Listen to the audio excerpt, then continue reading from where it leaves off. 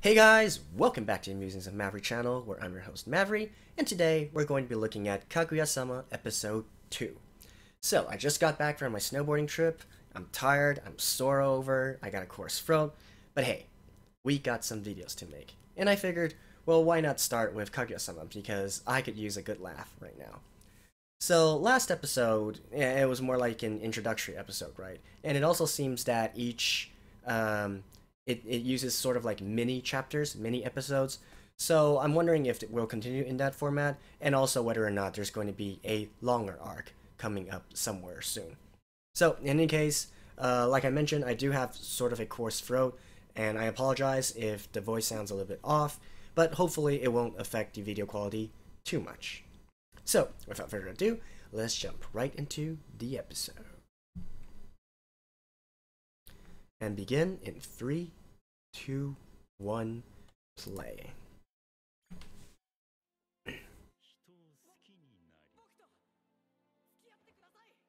Okay, this scene again. They're not gonna start with this scene every single episode, right?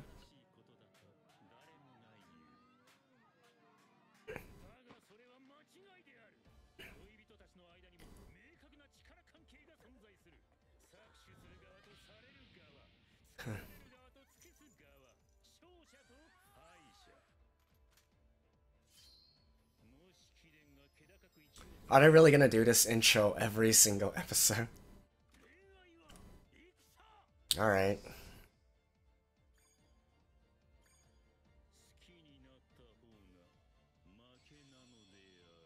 And we're gonna get the opening? Right. So, I'll see you guys after the opening. Love is War.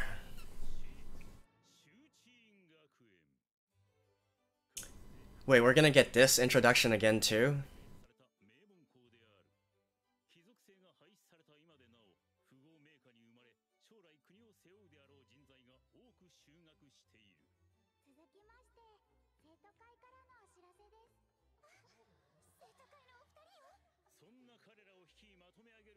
No, Futali. So they were specifically mentioned these two, not the entire student council. Look, narrator dude, I love your voice, I love what you're doing, but we really don't need to have her introduction again.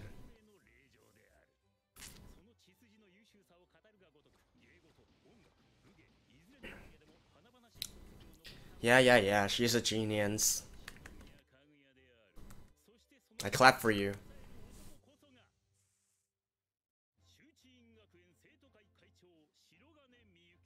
That was a nice transition from the eyebrow.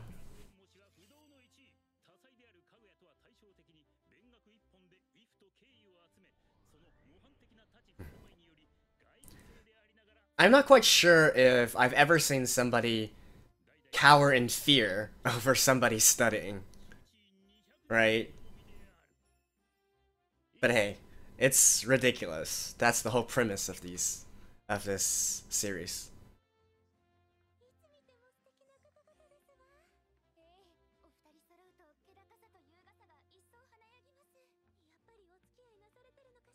No, not yet.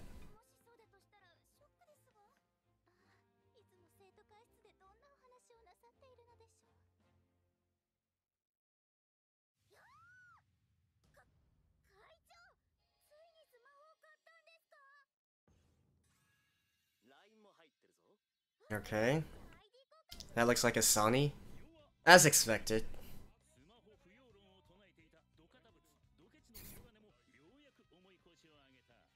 That girl in the background looks familiar.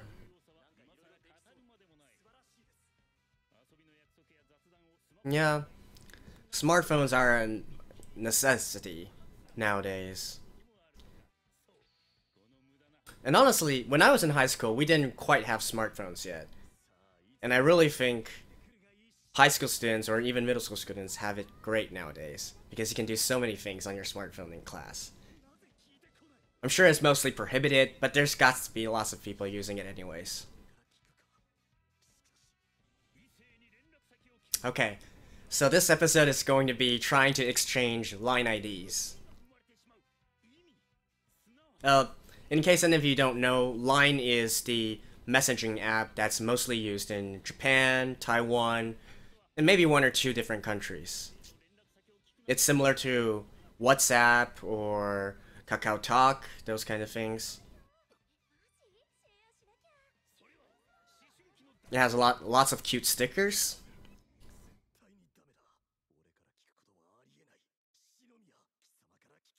Dude, it's not that hard. You're both in the student council. You can just ask her for it as a matter of, public affair.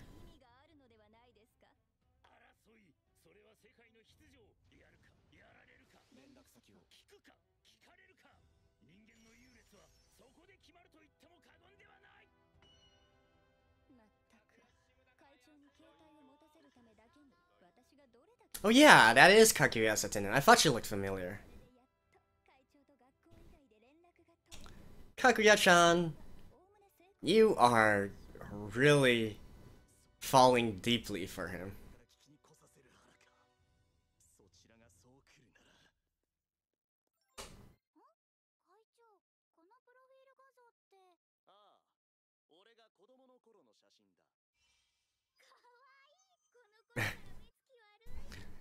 Is Kaguya going to... Aww.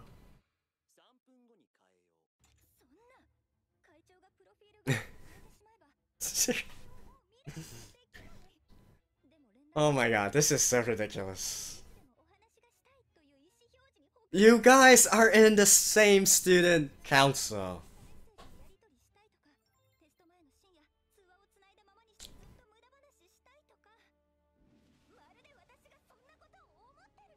Yeah, that's what you're thinking. Oh my god. Oh? What? What?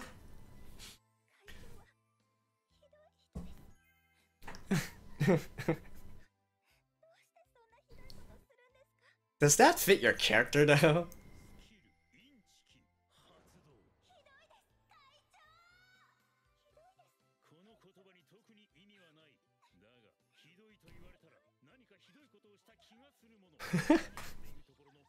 What the hell? Barnum effect?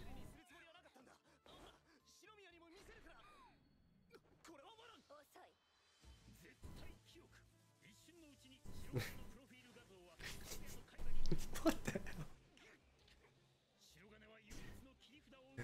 Oh my goodness.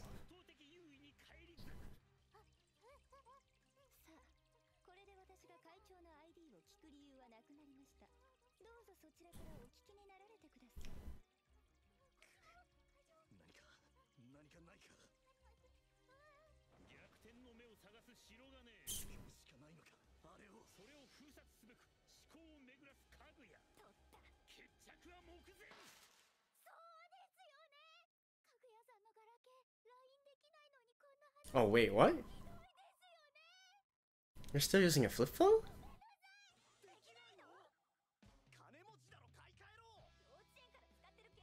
Oh, okay.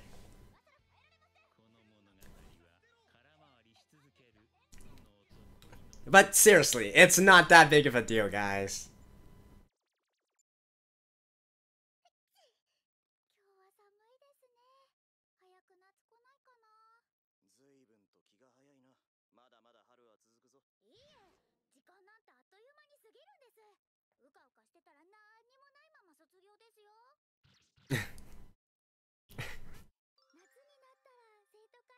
Ah, adorable Chica.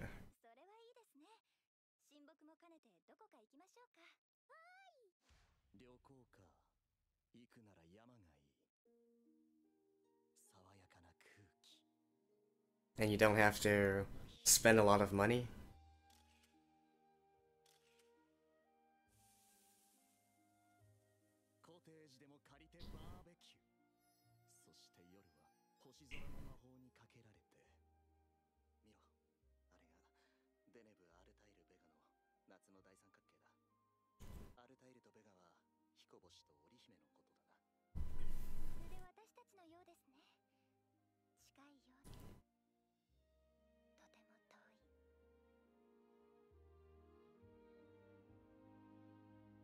Alright, I'm waiting for the music to end at any time now.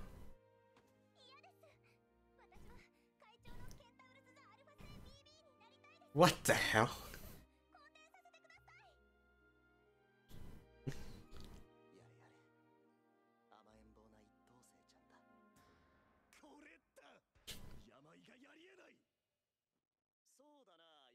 To the sea? Yeah.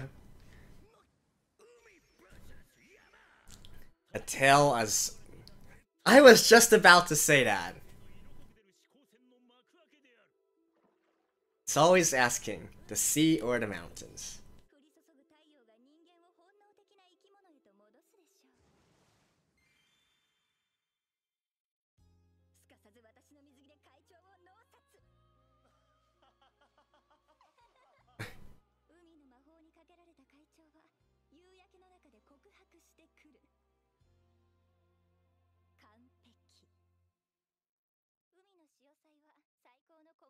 And so where does Chica want to go?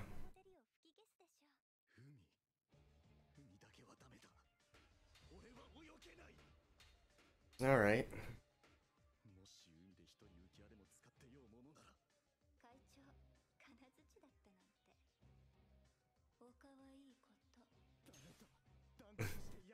I love her eyes when she has this expression.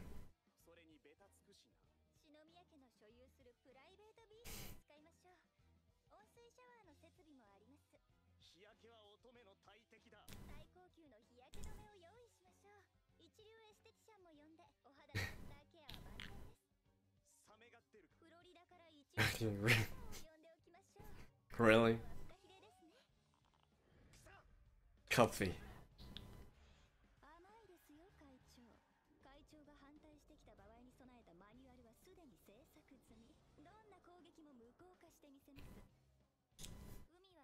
Does Kakuya actually already know that he can't swim?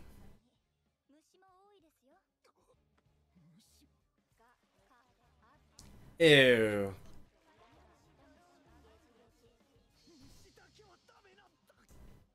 Okay. We're seeing a lot of his weaknesses in this episode.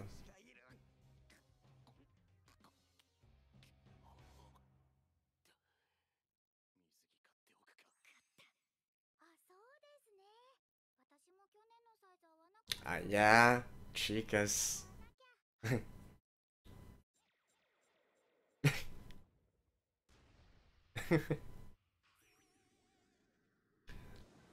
Yeah, I was also thinking about that. Like, they're not exactly that appealing.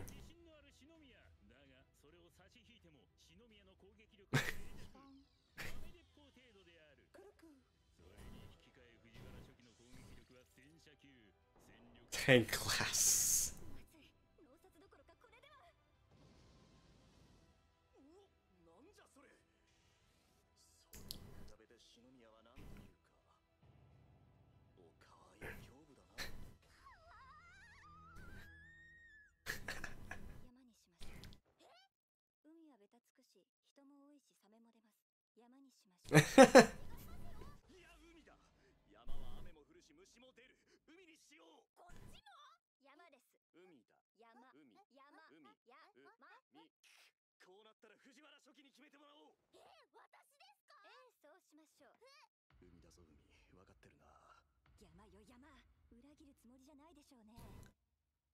And she goes to a completely different place.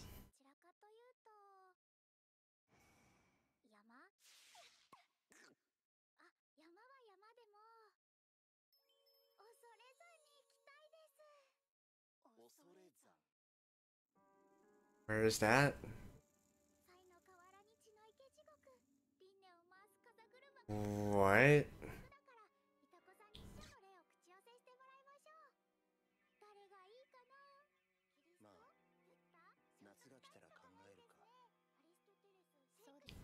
Okay, I'm gonna have to look that up. I'm not quite sure what that is a reference to.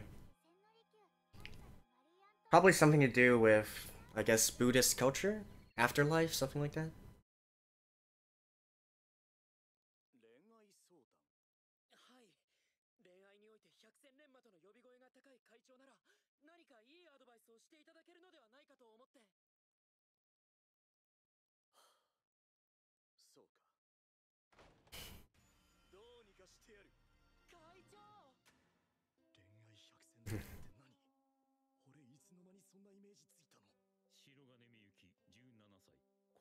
Zero?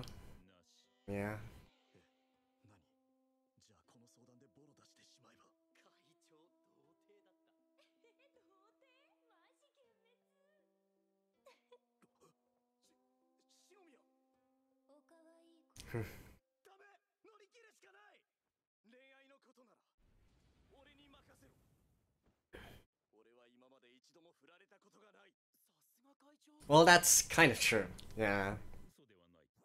会長が恋愛相談これは会長の恋愛観を知るチャンスなのではそれで相談というのはクラスメイトに柏木さんという子がいるんですが彼女に告白しようと思うんですまあでも断られたらと思うともう少し関係を築いてからの方がいいんじゃないかとちなみにその子と接点はあるのかバレンタインにチョコをもらいました Oh? どんなチョコだチョコポール3粒ですこれって義理ですかね義理以外の何者でもない Yeah. それは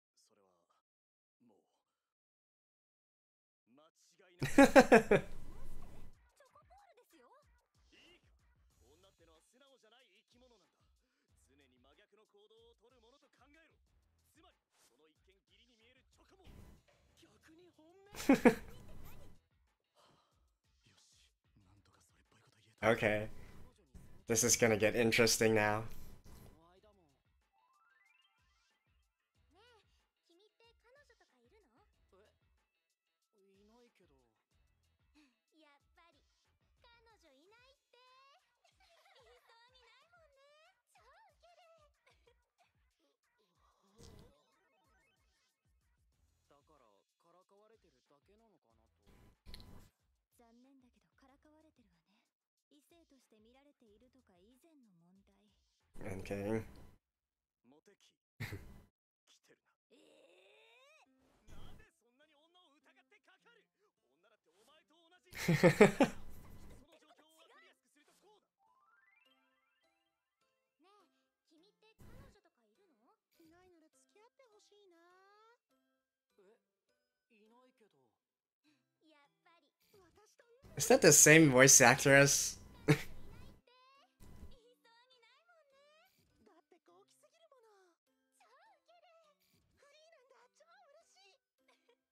彼にふさわしいのはこの私。バカな。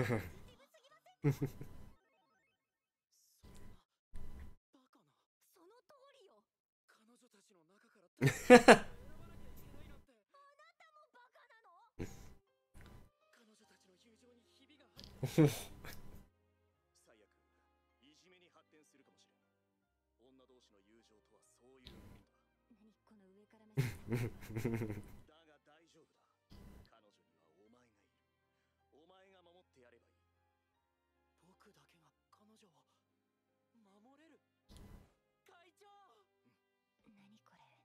でも告白なんて初めてでどういう風にすればいいのか。いいアイデアがある。ここに九段の女がいるとする。Oh? はい。それをこう。Oh. Dome.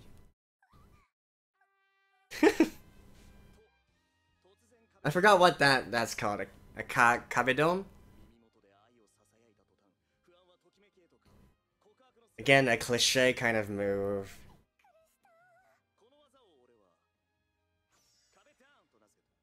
Yeah, kabedome.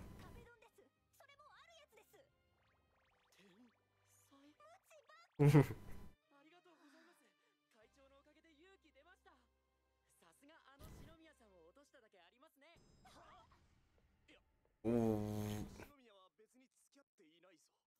そうよ、私落とされてなんかないから。そうなんですか？傍から見てたらいい感じに見えますけど。いや、むしろ逆だ。最近嫌われてるんじゃないかと。興味すらないんじゃないかと。別にないのに。私何かしましたか？自覚なし。会長、大事なのは自分がどう思ってるかです。Oh? 俺が篠宮をどう思ってるか。Oh?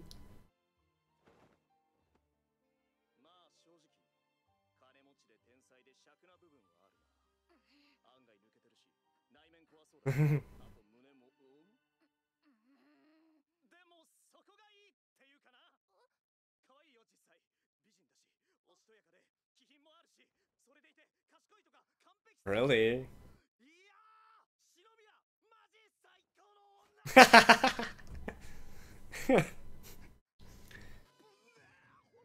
Good observation skills.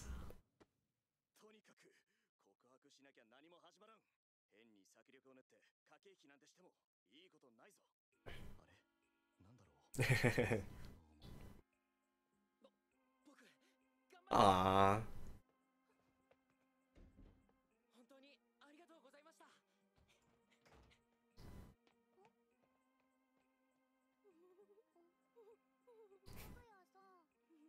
ぐやさん、何かいいことでもありました？いいえ、何も。その後、彼は柏木さんに告白し、なぜか付き合えたそうである。Nice. You look creepy. 会長、お茶が入りましたよ。ありがとう。機嫌が治ったみたいで本当によかった。本日の勝敗、特に悪くなかったかぐやの機嫌を悪くして、直して、だいぶ無駄骨を折った白金の一人負け。Really?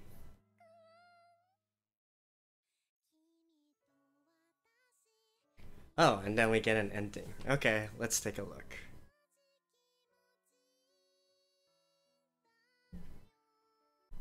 Alrighty, so that was episode 2 of Kaguya-sama.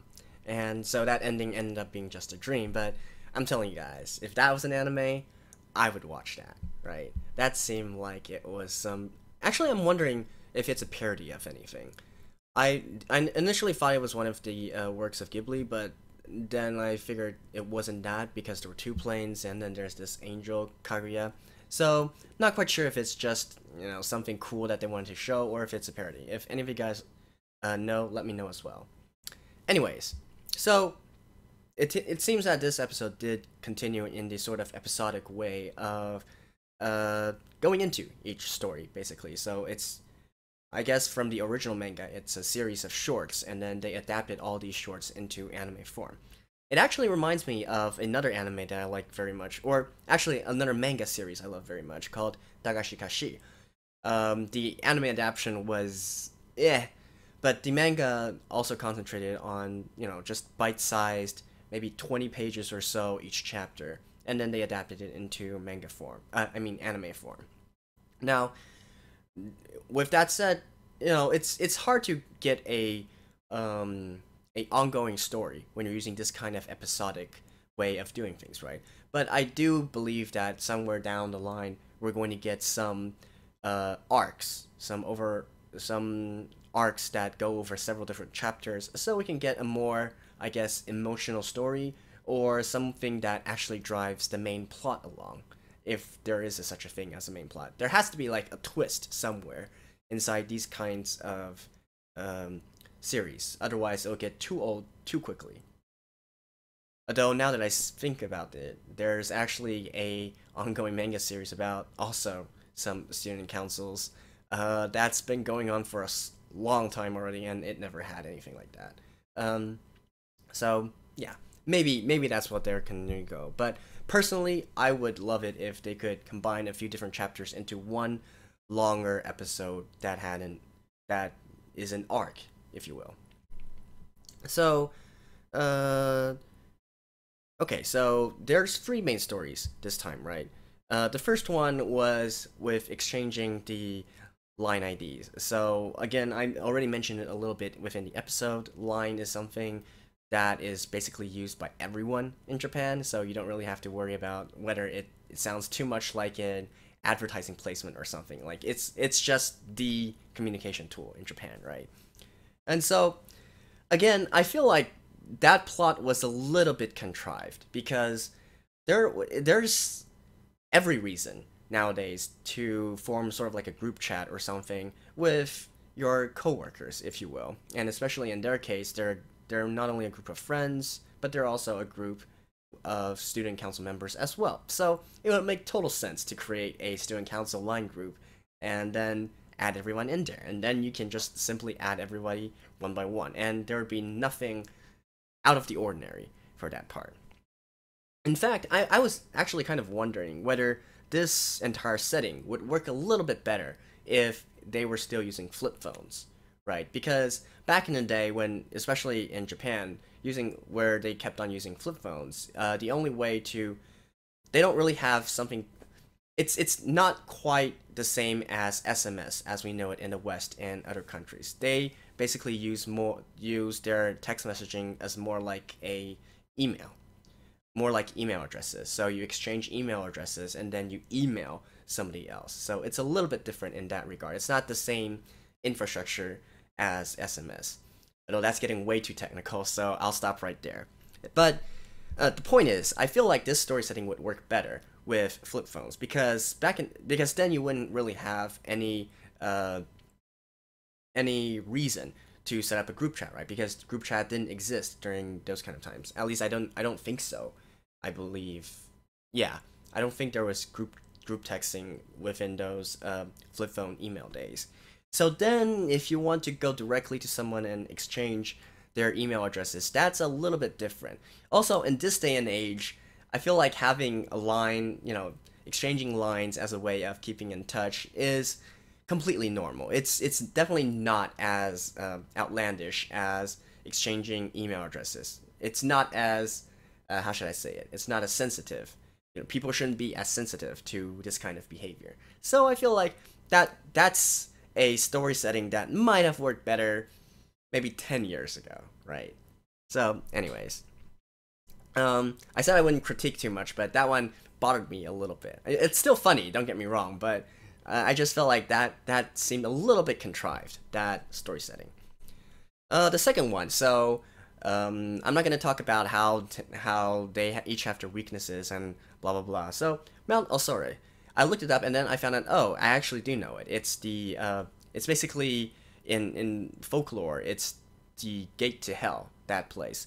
And there's actually two funny things about it. One is that it's located in Aomori, which I just came back from for snowboarding. It's located at the, I guess, northern tip of Aomori Prefecture.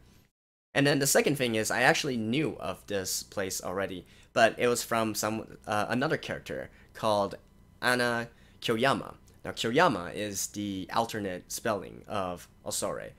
And Anna Kyoyama, if you guys didn't know, is the, I guess, one of the heroines of the popular anime and manga series, Shaman King. So, and there was actually a whole song regarding it as well. It's part of her name, and it's part of her backstory, so on and so forth. But anyway, so I actually do know about that place. So we know that Chika is a little bit weird, right? And then in the very end, where they like quickly scrolled through her, I guess, character intro, if you will, they gave some interesting background information on her, such as she comes from a political family. She wasn't able to play video games when she was young because her family gave her a strict upbringing, if you will. But then she likes German analog games. So what are German analog games? Basically German board games, if you will.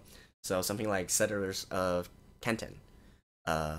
Something like that. So she's interested in board games, she's interested in poker, so on and so forth. These more, I guess, pen and paper kind of games instead of actual video games. And then she's known Kaguya from middle school. So that might be an interesting bit of information. I'm not sure if any of this information is going to be relevant someday, but I just thought it was kind of interesting to know her character, which is definitely different than initial impressions, right? And then the funny thing is, in one of her key characteristics, they mention her as the heroine of the story. So I don't know. I just thought that was pretty funny. So she's the heroine.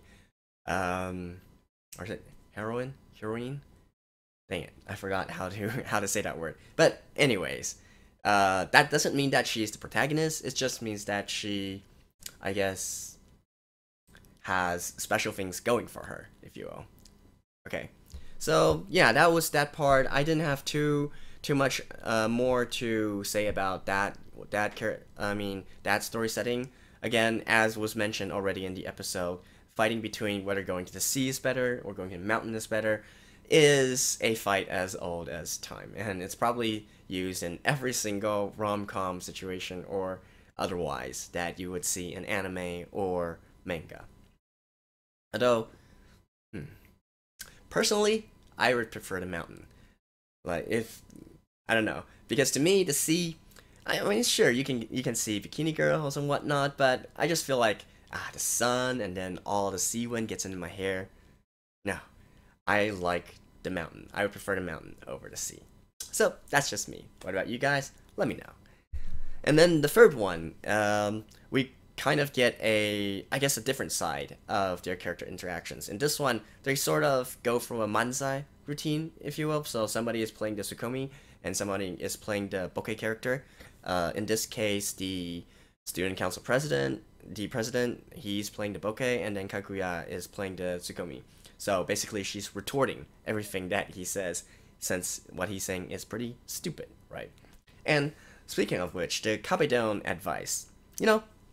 Even though it's such a cliche in not only anime and manga, but also in dramas and I guess Japanese culture in general, I sincerely wonder if it's more of a meme at this point, and like, does anybody actually use that kind of confession method? I feel like now, since it's so popularized, using it would in fact give a reverse effect, if you will. So it's like, that's so lame. You just saw that out. You're just copying something out of a magazine or something. That's so cliche. Again, I don't know. I from the very beginning, I thought that that Kabedon thing was kind of overbearing if you think about it as a way of confession. Yeah, it would probably work if you're handsome and charming and whatnot. But what if you're ugly or something, right? Then you would be pretty much labeled as a creep or maybe even worse, a pervert. So I guess it goes back to the rules of how to get into a relationship. And the first step is always be attractive. Right, so that's about all I want to say about that one. Again, I didn't want to go into this series actually, breaking down each of the jokes, because again, this is not a serious series. So trying to analyze each setting seems to be kind of a killjoy, if you will. But in this case, since there's nothing much else I can say, I don't want my reaction video to be only just me laughing, right? So at least some observations I will make. So this episode, I think, it's still funny, but definitely I feel like it's a little bit less funny than the first episode. I don't know if it's because maybe it's because I have a problem with the setting, or is it because the first episode was hilarious and it's the first time we get into this situation. And also, I also think it's because the narrator actually didn't come up much within the second and third mini story, if you will. And I feel like his narration voice is definitely part of the charm of this series. So hopefully we'll get a little bit more of that in the future. So that has been my review of Kaguya-sama episode 2. Again, I apologize for my voice. Hopefully it's not going to be too problematic to listen to or too grating to listen to. And hopefully by the next episode, my voice will be back. So, until next time, I'll see you guys later.